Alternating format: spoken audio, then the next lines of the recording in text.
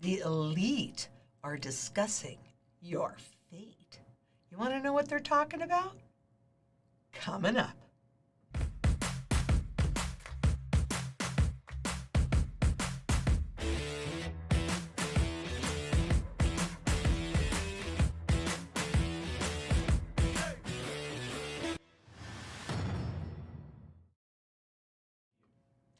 I'm Lynette Zang, Chief Market Analyst here at ITM Trading, a full-service physical gold and silver dealer specializing in custom strategies to help you survive and even thrive through the economic, financial, as well as social shift and reset that we're already walking through. And, they've just completed a meeting, they, meaning the elites, led by the WEF, World Economic Forum. We know that. You will own nothing and be happy. And they just completed a meeting at Davos. So let's just kind of dive right in, because you got to ask yourself, if they're talking about you, which they are, and how they want to move you around on like this chessboard, do you trust them? Do you think that they have your best interest at heart? For me, the answer is no. But what's the theme of this big meeting? Oh, working together and restoring that trust. Because this is a con game, and con games always require confidence, that trust. Well, I don't trust them because I know for a fact they do not have my best interest at heart. I'm just big enough to fail and big enough that they think that they can control me. This is the whole point of community, and being as independent and self-sufficient as possible while coming together in community and saying no. But let's just move on from this. Because what they're fearing and what is happening, and honestly, do I think this is a coincidence? No. But getting deglobalization right. Now remember, guys, I was a stockbroker back in 1986, and I was there on Black Monday in 1987. Best day I could have ever been a stockbroker. But I remember hearing constantly about how great globalization is. And the reason why globalization was great is because it gave corporations the ability to be in one place, but yet be able to have their goods created or moved from the cheapest resources. So who gets paid the least, right? So inflation robbing you of your work and the wealth that you're creating wasn't really enough. Let's do this globally. And clearly, it has benefited those corporations, especially the few up at the top. But going back to Davos, it was clear at this year's gathering of business and political elites in Davos that the long-standing vision of a world without borders, so corporations just control the world, is no longer credible. Unfortunately, it was also clear that recognizing this basic truth is not the same as reckoning fully with past mistakes. And as we've seen over and over and over again, all the elites ever do is point the finger, but they never point the finger back at the entity that is truly responsible, or a number of them. I mean, you're looking at all of these global elites, they're all working together. Yeah, they don't want a border, they want to control everything. We saw that in the piece that I recently did in Monopolies. They are basically controlling everything. Financialization is complete. That's one big reason why we have to go through a reset. But a forum traditionally committed to championing globalization was primarily concerned with globalization's failures: broken supply chains, food and energy price inflation. Why do they care about that? Because quite honestly, they could be controlling that whole narrative. And they care about it because when people are hungry and hopeless, They make choices they would not otherwise make. And that positions those at the top, those elites. Well, frankly, that's when we have political regime shifts. So famine and fear can override the global elites because there's way more of us than there are of them, right? So when people are hungry and hopeless again, the world is about to fully reckon with all of those past mistakes. Because what happened prior to that? I mean, the U.S. used to be a manufacturing hub, right? I remember quite clearly the garment district in New York. And during that period of time, one of my boyfriend's fathers actually worked there, and I got I wish I knew where it was, but a great shearling coat back then. And New York was the hub of fashion. Not anymore. So many jobs have been shipped overseas, and so now when we have the supply chain breakage, we have to rebuild that infrastructure. So it came together hard, and a lot of people lost out. It's going to come apart hard, and that will justify a lot of garbage and create a lot of chaos. But let's look at the 4 scenarios that the WEF actually sees. And I find this really, really fascinating. So number 1 would be virtual integration. So the digital community, right? And then this fits into scenario 1, which is globalization 5.0. Everybody comes back together and the game continues as originally scheduled.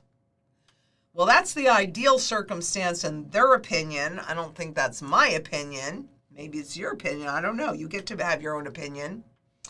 But when you have that scenario 1, what you have is complete virtual integration as well as physical integration. So those few elites at the top control everything in the world.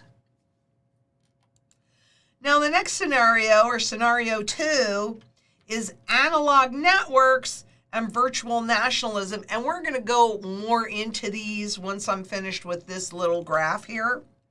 But in that, you have cross-border physical activity, but everybody's got their own digital ways to do things, and so it's fragmented. But that's still better than scenario 4, and we're going to come to that in a minute. Then in scenario 3, it's digital dominance and agile platforms, meaning that you have physical fragmentation, so that cross-border relationship has broken down, along with virtual integration, which means that you have all those digital systems in place that's controlling it. But this is the one that they fear the most, because this is physical fragmentation as well as virtual fragmentation. And this is an autarkic world with systemic fragmentation, which in a nutshell, just so you know what that means, okay, this is the definition of autarky, and this is self-sufficient, independent, specifically national economic self-sufficiency and independence. A policy of establishing a self-sufficient and independent national economy. With the global elites like that? No. It's too hard to control everything. So here you have scenario 1 where they remain in control. Everything comes together, they remain in control. And on the opposite end of the spectrum, you have just the opposite. You have nation states that are completely self-sufficient and independent. So they have all of their supply chains that are created on their shores so that what we've been experiencing cannot happen again, even if it's guided, right? Even if it's guided. Okie dokie. Let's get into these 4 scenarios more specifically, because this is going to definitely impact you. So again, in that Globalization 5.0 reconnection, greater physical and virtual economic integration across economies. And guess what? This serves to remind global powers of the gains to be reaped from continued cooperation. Who is really making those gains? Just the few at the top. You've got a growing population that has a lot of insecurities, food insecurity, shelter insecurity, etc. This K-shaped recovery, as we've talked about. So the labor market is more globalized with a high degree of digitization of skills and tasks, easier relocation, greater remote work options, and increased short-term and flexible employment facilitated by the cross-border convergence of labor market and tax regulations, which have led to global competition and opportunities for the highly skilled workforce, right? So basically, here in the U.S., you know who's really managing the food stamp program? India, okay? Well, in globalization, you can do that, and the borders don't matter, and that means that you have the whole world of laborers to compete for these jobs. And what did the business owners and the elites want when they started this fiat money system?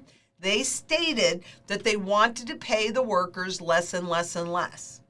So inflation helps those global elites because visually and nominally they've seen their pay go up. But at the same time, we have inflation eroding the purchasing power of the dollar. So in reality, and this has been true for everyone because this was the design, in reality, what you have is the nominal price going up, but the value of that labor and what they're getting paid is going down substantially. And we can see that in real wage, really the negative rate of growth in quote unquote real wages that take into account at least the manipulated inflation even worse. So, sorry about that. Okay. So lower skilled workers or those disrupted by the new forms of global economic activity, I love this, expect better outcomes than the consequences of previous waves of globalization. Now, why would they expect better outcomes? As governments invest more heavily in safety nets, read UBI, Universal Basic Income, and human capital development through, ta-da, higher taxation. Right now you have different taxation levels globally, although they are coming together on the corporate tax most likely, etc. But they'd like universal taxation, and if everything is digitized, I mean, they could take it every day if they wanted to. And what are you going to do about it? If you hold all of your money and that's you get paid and we're in a CBDC, a central bank digital currency, excuse me, then what do we know? You've lost all control over your wealth, over your time, over everything. But if they get their choice, that structure is intact and the elites remain in power. Yeah, I don't like that option. Okay, scenario number 2, analog networks, virtual nationalism. While physical integration is reinvigorated by the resumed trade in goods, especially strategic commodities such as food, energy, and metals, there is a splintering of technology across borders. So, if you think about what happened when we shipped all of our manufacturing over to China, it was pretty easy for them to steal the intellectual property. I never thought that was a good idea. Now they're complaining about it. But, you get what you get when you do these kinds of things and you open that door and hand over the blueprints to another country. I mean, several splinter nets have emerged with stronger state control over digital freedom of speech, new firewalls, inadequate privacy regulations, and an increased risk of misinformation. Oh, that means that the information, I mean, whatever, if you're talking about something that the elites don't like, even right now, you can get, boom, cut off at the knees and lose your voice. So if we have the analog networks with a virtual nationalism, that is more likely to happen. But misinformation is all relative, isn't it? Because they lie, and they lie some more, but they don't want you to know it. How many times can you be lied to when you do not know the truth? That is what my work is all about, is making sure that you get the facts, and I give you the links. Form a different opinion. That's up to you. I don't care. It's up to you. But they don't want you to have any information that enables you to make an educated choice. We do. So if you haven't subscribed yet, subscribe, because I'm going to keep bringing you this truth. But some of these technospheres have digital services and fintech, financial technology, health tech, ed tech, biotech, and artificial intelligence applications, as well as digital currencies. But in many cases, state-sponsored monopolies exist. Well, don't we have that right now? Look at the pieces I just did on monopolies. We have that already, and that's global. And the diffusion of innovation and competition are limited, because that would eliminate the ability to have those monopolies. The cross-border interoperability of technologies and IP sharing are restricted. So now we see the world start to deglobalize and also to separate. And the promise of the digital economy, with previous projections that 70% of the new value created in the global economy between 2020 and 2030 would come from digitally enabled business models. And that's unrealized because of that fragmentation. Oh my goodness. They'll make a little bit less money and they'll have a little less control. I don't think that's such a bad thing.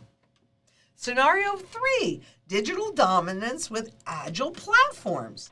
The largest platforms form global dominions, and their dominance raises political and societal concerns about unchecked power and market concentration. That's where we are right now. The fragmentation of global supply chains among strategic allies, like, for example, United States, European Union, China, Russia, creates the risk of prolonged supply shortages and a cost of living crisis. Again, this is where we are right now. The surge in the global platform economy is likely to further concentrate market power and increase the economic and political importance of global tech giants. What do you think? Intangibles, like artificial intelligence, data markets, and digital services gain greater economic importance, while innovation in manufacturing is undermined by physical blocks. So you've got the digital dominance, but you've got the physical blocks, leading to divergences in manufacturing quality. In other words, where they can manufacture whatever it is that they want to around the globe. But so much of this scenario is frankly where we really are. The cross-border movement of labor is more restricted. Lower skilled workers in more in-person work sectors particularly suffer from limited opportunities. Read gig workers, read restaurant workers. Do we not see this? So I would honestly say, of all of the scenarios, this is where we are right now, even if it's not acknowledged. Definitely. But this is the one that they fear the most. Definitely. Autarkic our autarkic world, systemic fragmentation. Countries seek greater control over information, technology, and knowledge. This just represents China, frankly.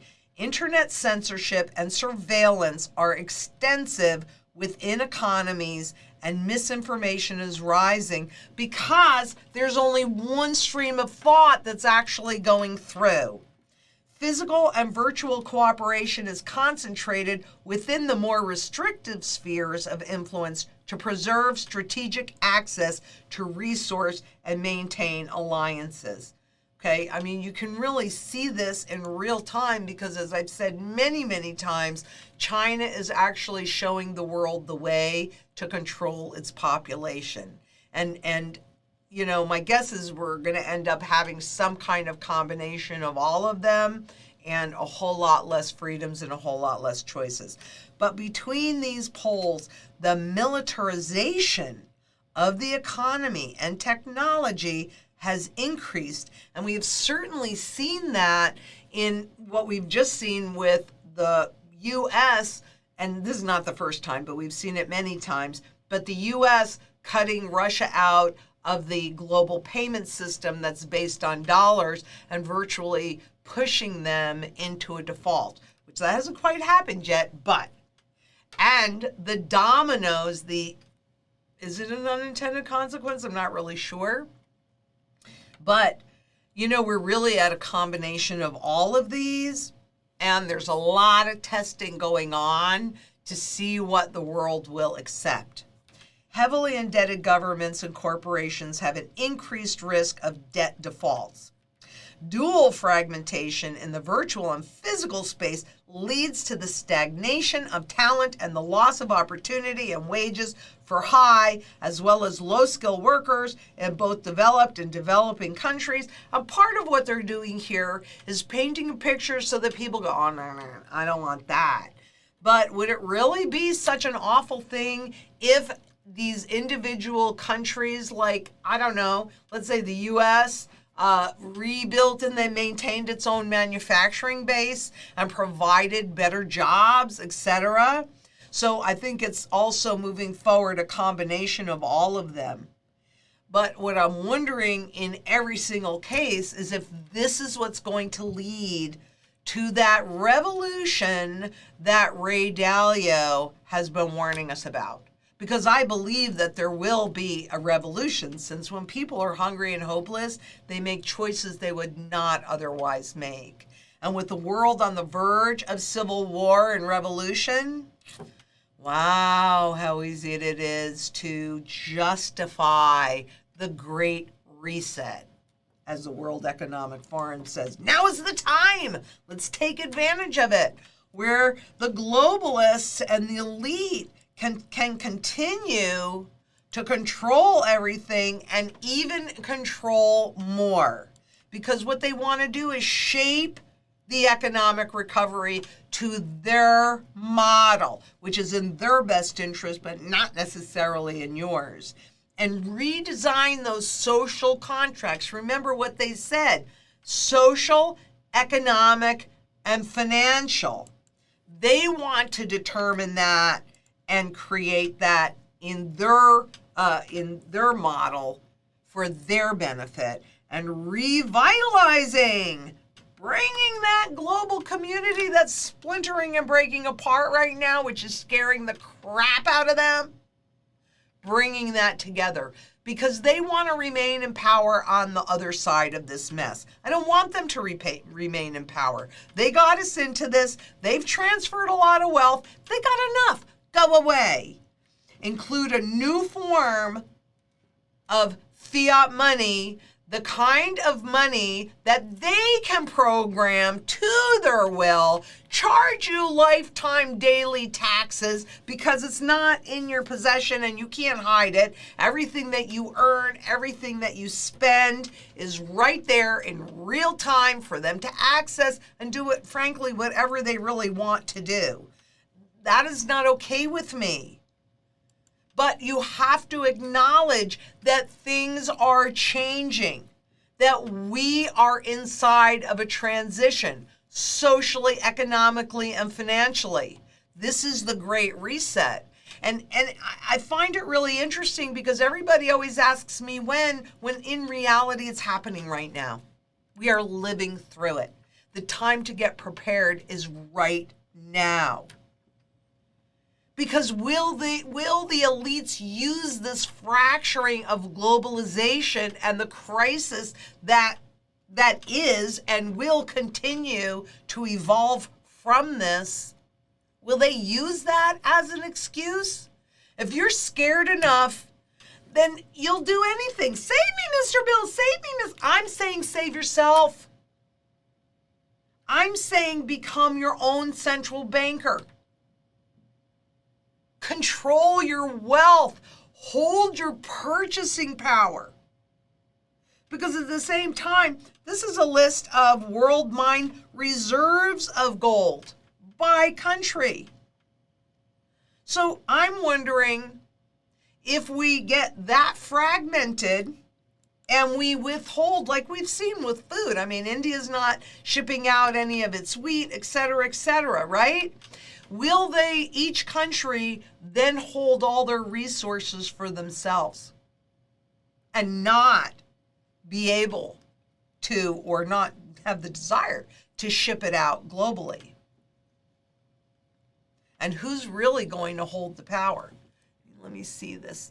This is Australia. That seems to have the largest amount of gold reserves. As we go into this new system, who's going to have the most power? And as we've seen, as the world has been shifting away from US dollars into as a reserve into other countries, I've talked about this recently, maybe we can put that link below.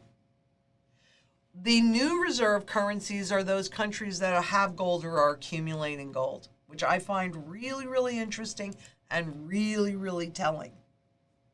Because when you're looking at physical gold, it is without a doubt the only form of money or the only form of financial asset that has the broadest base of buyer because it is used across every single area and every single sector of the global economy, and nothing else can say that. Silver secondarily, but gold primarily. And that is key. And these are just some of the sectors, jewelry, manufacturing, electronics, in the financial system. I mean, on and on and on and on.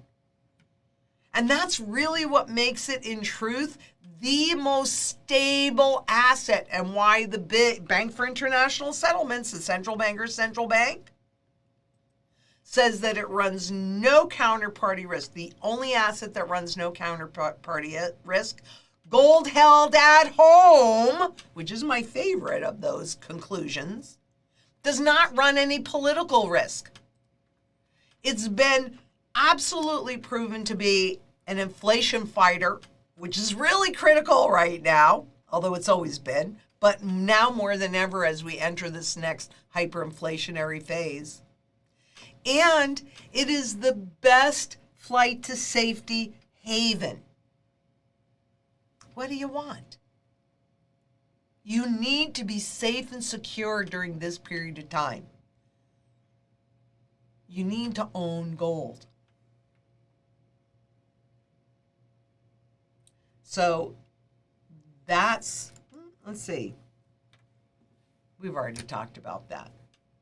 And one more.